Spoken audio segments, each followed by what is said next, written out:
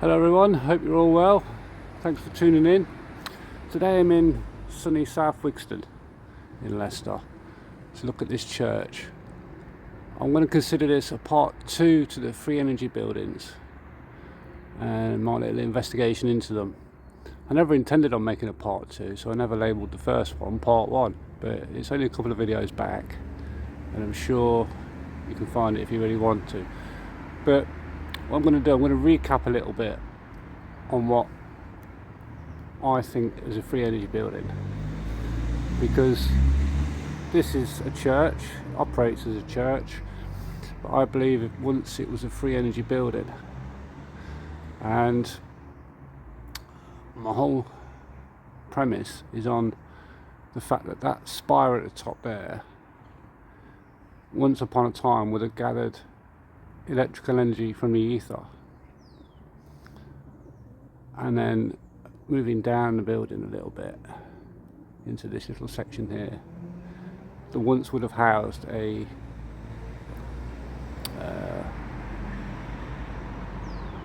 transformer which would have boosted up the power and help distribute it across the local area. And I believe that those louvers once helped to house and keep the transformer cool, because it has no basis for being there other than that. And as you can see, the clock was added later, and there's lots of these buildings where in the bit that would have housed the transformer has now got a clock in place. A good example of this would be like the clock tower in Leicester. And I think that's a typical example of a free energy building, one of many that are dotted around Leicester and around the country. And you see a lot of these old worldy buildings that don't quite fit in the landscape and are usually labelled as something that belonged to the Gothic era. Now, the Gothic era has always perplexed me a little bit, because what era does that fit into? I mean, this is a very solid building. It's got red bricks. It's fantastically designed. It's beautiful in design. It's got age to it, but it's very, very beautiful, and the way it's been made, it's just brilliant. The red bricks, as I mentioned in the last video,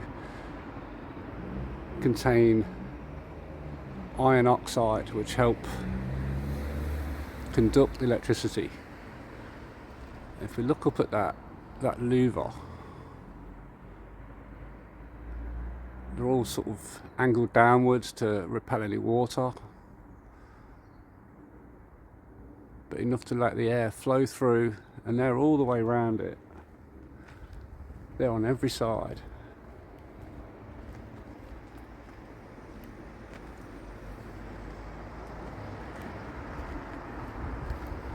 Have a little walk round, have a look.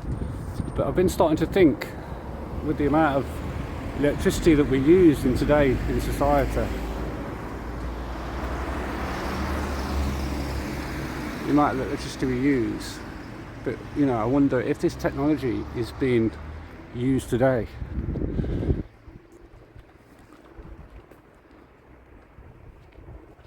And being harvested today. Probably not through these buildings. But I've started to look at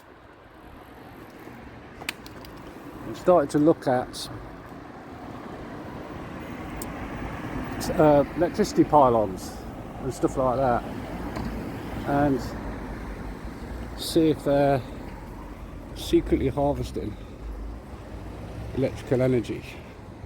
Can't quite see it from here. If I come back a little bit, I can't quite see it. Walk around either way. So if pylons are secretly harvesting electrical energy from the ether, and I'll show you a couple of pictures and a couple of variations. We can catch it from that angle. Yeah, so you can see they're all the way around, venting that top tower bit.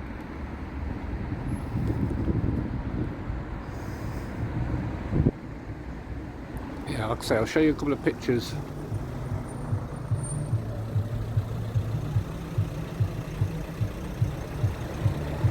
pylons and the various types that are around, and they also have transformers on them. I mean, I'm not professing to know or be an expert in any way, shape or form on pylons, but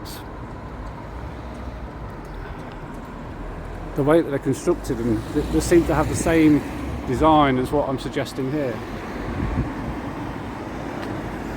I've got to be careful because the pastor or whoever he is walking around.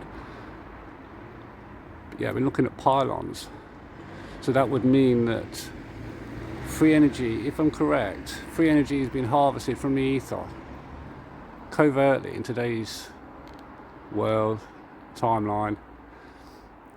Yeah, free energy, and then it's being distributed and we're being charged for it. I've also been looking at, obviously if you've been a follower of the videos I've been making, you'll see that I've been doing a lot of transmitter towers, and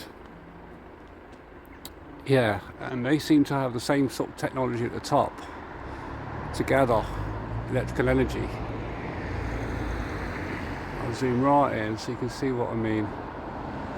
There, they all have like a weather vane, and I mentioned to somebody once that, oh, you know, I like to test the water with people that I'm talking to and say, oh, they look like a free energy building, and they say, and I'll explain that that bit at the top gathers electrical energy from the ether, and they say, oh no, that's for lightning. No, we don't have a lot of lightning in this country, but if it took a direct hit, I don't think that would protect it in any way. So I don't believe that they're for lightning, and they're not a weather vane. So they are functional, they had a purpose, absolutely.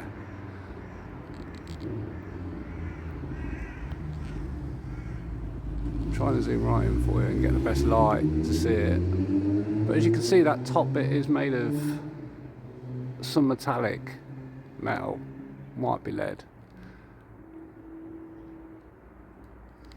So yeah, I'm going to continue my investigation into these free energy buildings. There's another little one there, but it's definitely a cross. Ooh, come down a bit there. It's definitely a cross. It could have been added later, but could also be used to gather electrical energy. And when I look at pylons and I look at the height of these churches and the transmitter towers and everything else, they all seem to sit around the same sort of height, around the sort of 70 feet, 80 feet, just above the tree line. And like I've mentioned in other videos, some of these, as you drive around the country, if you go around the country, you can see these little churches and these little spires just popping out the landscape, pretty much like the pylons and the transmitter towers. But this is a very beautiful church, and it's a beautiful day to film this church. It shows it in the best light. Let's have a little walk round.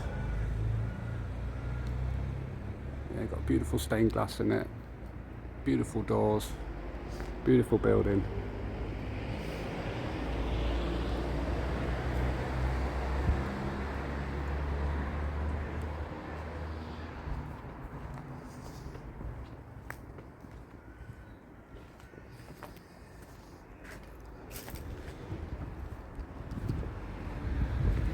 So yeah, it's just food for thought. I just want people to, I'm not telling people it is that, to me, I just see things differently, and I see things logically, and I'd like people to look at these in a new light and give them the recognition that they deserve, because once upon a time they would delivered us all free electricity and free energy. So I hope you enjoyed this video.